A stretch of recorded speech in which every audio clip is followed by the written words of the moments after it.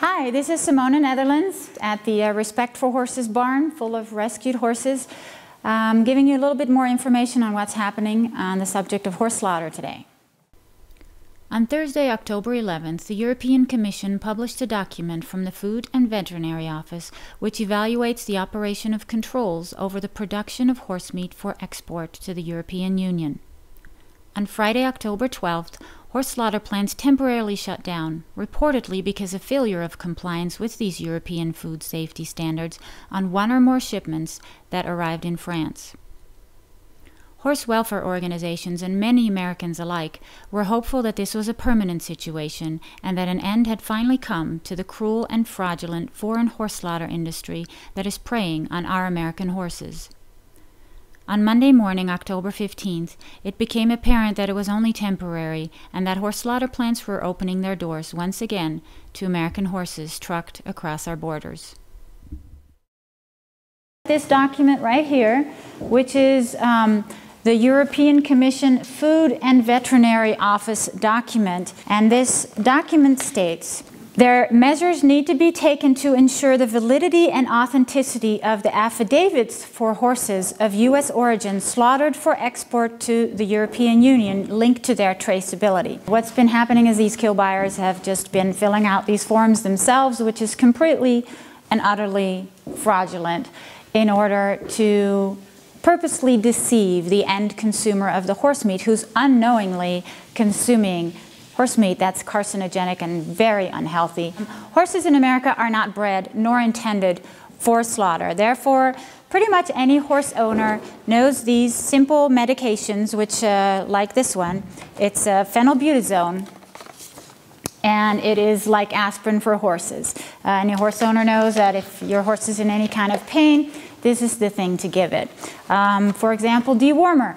Any horse owner knows that you need to deworm a horse or he will get worms. It simply says not for use in horses for human consumption. The fact of the matter is that in America we do not breed and we do not intend horses for slaughter. And because of this fact, every single horse in the racing industry, and most every single horse owned by private owners, has at one point in their life received any one of these medications. And there is over 130 of these substances that are actually banned for food safety purposes. So it's a serious food safety issue, besides for the horse welfare issue, and besides for the issue that it's about your tax dollars that are funding this unspeakable cruelty to our American horses.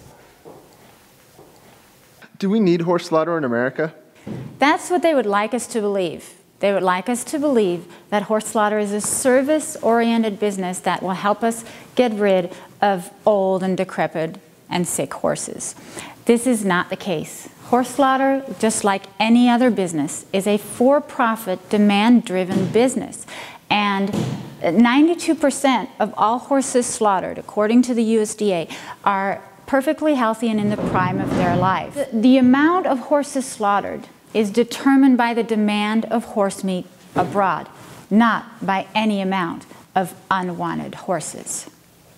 What about abused and neglected horses? The simple fact that we have abused and neglected horses means that those horses did not end up in horse slaughter. Their owners chose to abuse and neglect them instead of sending them to slaughter. Horse slaughter is available at every auction in the country. These people hung on to their horses, perhaps despite their ability to take care of them, because they did not want to see them end up in slaughter. Therefore, horse slaughter will never be a solution for this demographic of horses. Can there ever be a passport or traceability system? Well, you can trace it all you want, but it's going to be based on fraud and lies, because the fact remains that horses in America have received substances that are banned for human consumption because they were never intended for slaughter. So you can trace it, but you're going to find out that they've received the substances, then you're going to have to lie about it, and then you're going to have to trace that, and that's what they're going to be trying to do. But it will only be based on fraud and lies. Respect4Horses and our sister organizations are asking for horse breed associations to take more responsibility. Instead of encouraging the breeding of horses, please discourage the breeding of all horses right now until the market stabilizes itself again. Turn those breed incentives into funds for horse rescues, into funds for gelding clinics, into funds for humane euthanasia. All we need is a little bit of a different attitude towards horses today. They are not a disposable product. After all, horses have literally brought us and carried us from the past into this day and age. They have gone the distance for us. They have plowed our fields and they have fought our battles. Let's all have a little more respect for horses. All horse welfare organizations are asking our legislators to please co-sponsor the American Horse Slaughter Prevention Act, which is S. 1176 in the Senate and H.R. 2699 in the House. We need to pass the American Horse Slaughter Prevention Act now. Thank you.